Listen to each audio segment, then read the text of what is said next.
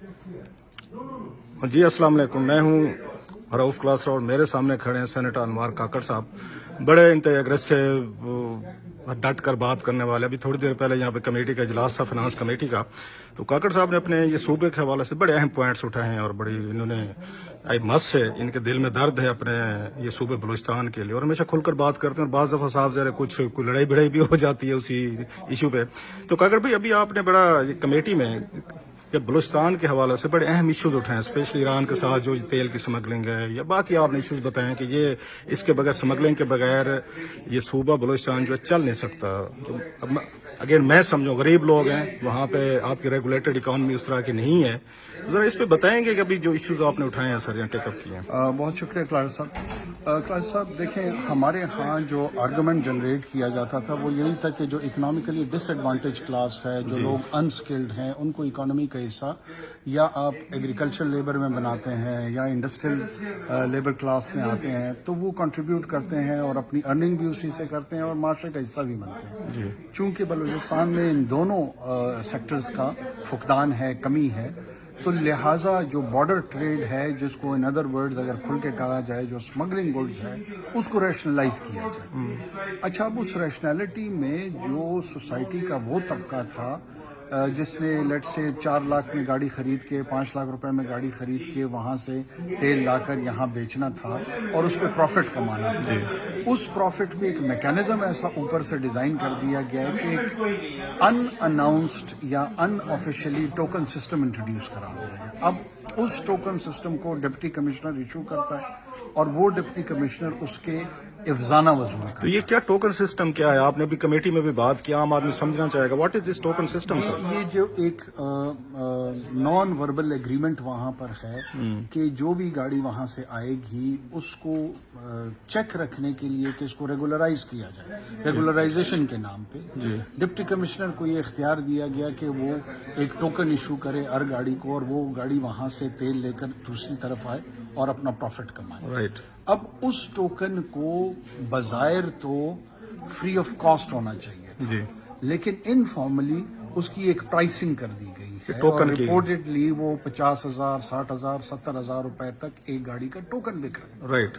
अब 8 से 10,000 गाड़ियां दिन की वहां से आ रही हैं. कैलकुलेशन मैथ्स में मैं कमजोर हूं, जो मेरे सुनने वाले वो खुद ही लगा लेंगे कि how much revenue they are generating. अब इसमें जो शख्स डिप्टी कमिश्नर लगाने का इख्तियार उसके पास है, उस पर भी सवालात उठते हैं. जाहिर है अगर मैं डिप्टी कमिश्नर लगाने का मुख्तार हूं और ये अरेंजमेंट मैंने अलाउ की हुई है, तो इस मॉडल में मेरा व्यू ये है कि ये 0.5% जो इलीट है, पॉलिटिकल इलीट है या दूसरी इलीट है, उनकी जेबों में जा रहा है और जो आम आदमी जिसके नाम पे ये अग्री करवाया गया था वो तो सेल्फ एम्प्लॉयड हो गया.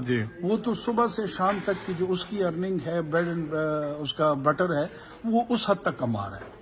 लिहाजा जो जरूरत है वो इस चीज की है कि इसका मैकेनिज्म ऐसा डिजाइन किया जाए कि इसका जो इकोनॉमिक बेनिफिट है वो शिफ्ट हो आम आदमी की तरफ. आप ये कह रहे हैं कि बड़े बड़े लोग हैं वहाँ पे, पॉलिटिकल लॉर्ड्स हैं, जो मुझे समझ आया कि they are the big beneficiaries of ये दिस ज़बान टोकन. ज़द आम है, मैं किसी पे इल्जाम नहीं लगाना चाहता. मैं अवॉइड सिर्फ इसलिए कर रहा हूँ कि मेरे पास कोई एज सच कोर्ट एविडेंस नहीं मौजूद कि मैं कहूँ जी चीफ मिनिस्टर है, फलां साहब है, फलां साहब. लेकिन जितनी भी खुशगुमानी रखी जाए, आखिर इतने बड़े ट्रेड को इग्नोर अगर किया जा रहा है. मैं जिस तरह रेफर कर रहा था, ये ISIS ने ये ट्रेड इराकी ऑयल का किया towards Turkey, Syria and other areas. वो $2.2 बिलियन साल का जनरेट कर रहे थे. मेरा अपना खदशा भी ये है कि इस मॉडल में क्या वहां पे इंसर्जेंसी नहीं चल रही है, क्या वहां पर TTP मौजूद नहीं है, दूसरे एक्सट्रीमिस्ट रेडिकल ऑर्गेनाइजेशंस नहीं हैं.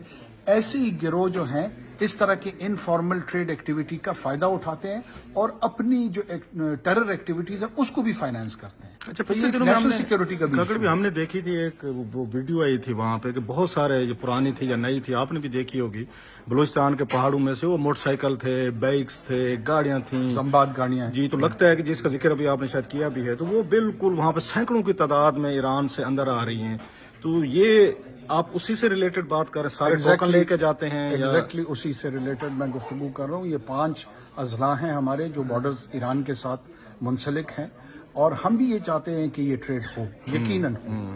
اگر ہمارے ہاں کوئی سینکشن رجیم ہے جس کی وجہ سے ہم ریگولر آئل نہیں کر کا سکتے. ٹریڈ نہیں کر سکتے ایران کا، تو کریٹو ہو کے کوئی اور میکینزم دیکھنا چاہیے. کوئی بارٹر ٹریڈ کی بات سجیشن دے دینی چاہیے. کوئی اور اچھا، جب یہ ٹوکن لے کے جاتے ہیں تو بارڈر پہ ہمارے سیکورٹی فورسز جو ہیں وہ ٹوکن دیکھ کے ان کو اندر جانے دیتے ہیں، یا یہ انفارمل کوئی چور رستے ہیں نہیں، جن میرے سے یہ خیال جاتے میں ہیں اور آتے ہیں؟ یہ ٹوکن جو ہے یہ بنیادی طور پہ ایک اجازت نامہ ہی ہے. بارڈر کراس کرنے کا. ہاں، تو سیکورٹی فورسز ظاہر ہے جب وہ ارینجمنٹ ہوئی ہے، جب وہ ڈپٹی کمشنر کے ضلع کے دیکھتے ہیں کہ اس کی اجازت موجود ہے تو اس کو پھر الاؤ کر دیتے ہیں، پھر ان کو ہیمپر نہیں کرتے کیونکہ یہ انڈرسٹینڈنگ تو آلریڈی بن چکی ہے. اچھا، یوزلی طور پر ہم دیکھتے ہیں